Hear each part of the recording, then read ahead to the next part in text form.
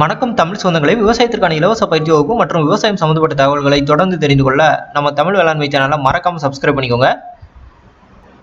நம்ம நாட்டில் பார்த்தீங்கன்னா கோழிகளையே மூன்றா பிரித்து வளர்க்கலாங்க. முட்டைக்காக மட்டும், அதுக்கப்புறம் இறைச்சிக்காக மற்றும் முட்டை மற்றும் இறைச்சின்னு 3 வகையில பார்த்தீங்கன்னா நம்மளால கோழிகளை பிரித்து வளர்க்க முடியுங்க.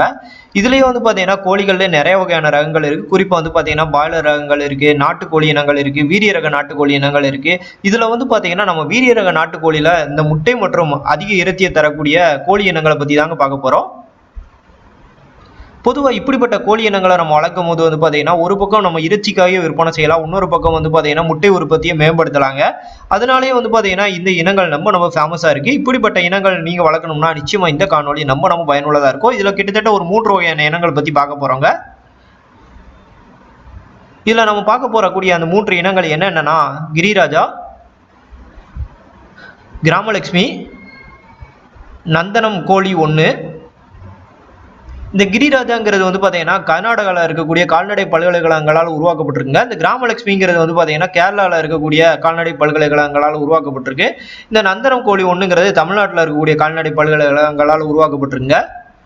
சாதாரணமாக நம்ம நாட்டுக்கோழி இனங்கள் பார்த்தீங்கன்னா 150 நாளைக்கு மேலே தாங்க முட்டையிட ஆரம்பிக்கும். ஆனால் இதே பார்த்தீங்கன்னா இந்த வீரிய ரக நாட்டுக்கோழி இனங்கள் கொஞ்சம் வேகமாகவே முட்டையிட ஆரம்பிக்கும். குறிப்பாக பார்த்தீங்கன்னா கிரிராஜா 170 நாள்லையோ, கிராமலட்சுமி 160 நாள்லையோ, நந்தனம் கோழி 1 பார்த்தீங்கன்னா 150 நாள்லேயே முட்டையிட ஆரம்பிக்குங்க.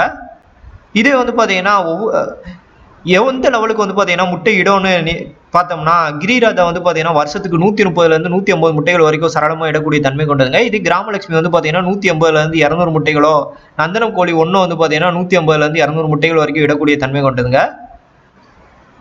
சரி, அப்போ இறைச்சிக்காக விற்பனை செய்யணும்னா எப்போ விற்பனை செய்யலாம்னு நீங்கள் கேட்டிங்கன்னா, இருக்கிறதுலே பார்த்தீங்கன்னா இந்த கிரிராஜாவை தான் வெறும் 8 வாரத்திலேயே நம்ம விற்பனை செஞ்சிடலாங்க.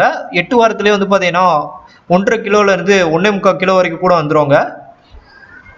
இதே பார்த்தீங்கன்னா மற்ற கிராமலட்சுமி நந்தனம் கோழி 1 12வது வாரத்துக்கு அப்புறம் தான் விற்பனை செய்ய முடியும். இந்த 12வது வாரத்தில் கிராமலட்சுமி 1.5 கிலோவில் இருக்குங்க. இதே நந்தனம் கோழி 1 பார்த்தீங்கன்னா அந்த நேரத்தில் 1 கிலோ இருக்கும். பொதுவாக இது போல வீரிய ரக கோழி இனங்கள் பார்த்தீங்கன்னா இப்போ பெரிய லெவலில் வளர்க்கப்பட்டுக்கிட்டு இருக்குங்க.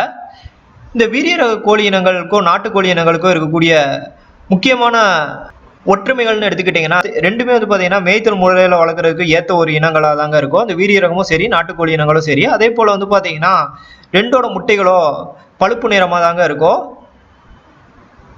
ஏன்னா இந்த வீரிய ரக நாட்டுக்கோழிங்கிறது நம்ம நாட்டுக்கோழிகளோட சில வெளிநாட்டு இனங்களை கிராஸ் பண்ணி உருவாகக்கூடியதாங்க இந்த வீரிய ரக நாட்டுக்கோழி இனங்கள். இது போல இனங்களை நீங்க வளர்க்கணும்னு ஆசைப்பட்டீங்கன்னா இந்தியன் மார்ட் போன்ற தளங்கள்ல நிறைய பேர் கோழி குஞ்சுகளை விற்பனை செய்வாங்க. அதுல பார்த்தீங்கன்னா உங்க ஏரியா பக்கத்துல யார் விற்பனை செய்யறாங்களோ நீங்க அவங்ககிட்ட நேரடியாக போய் வாங்கிக்கலாங்க. அப்படி இல்லைன்னா நீங்க உங்க அருகில் இருக்கக்கூடிய கால்நடை பல்கலைக்கழகங்களை தொடர்பு கொள்ளுங்க. ஏன்னா சில இடங்கள்ல பார்த்தீங்கன்னா மானியங்கள் மூலம் கோழி குஞ்சுகளை கொடுக்குறாங்க. அதை கூட நீங்க வாங்கணும்னா வாங்கலாங்க. இந்த காணொளி வாயிலா அந்த அதிக முட்டை மற்றும் அதிக இறைச்சி தரக்கூடிய 3 இனங்களை பத்தி நீங்க தெரிஞ்சிருப்பேன். நான் நம்புறேன். இது போன்ற புது தகவல்கள் தொடர்ந்து தெரிஞ்சுக்கிறேன். நம்ம தமிழ் வேளாண்மை சேனலை மறக்காம சப்ஸ்கிரைப் பண்ணிக்கோங்க. இந்த காணொளிக்கு லைக் பண்ணுங்க. வேளாண் தகவல்கள் தொடரும். நன்றி.